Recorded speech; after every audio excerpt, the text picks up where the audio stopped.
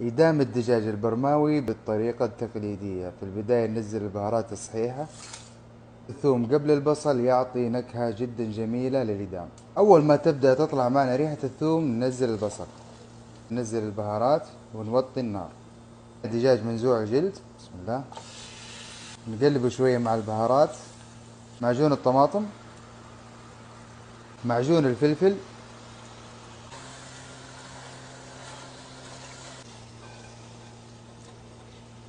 ننزل الطماطم. من الريحة يا جماعة شي فاخر. نخلي الدجاج يتسبك 5 دقايق ونضيف الماء.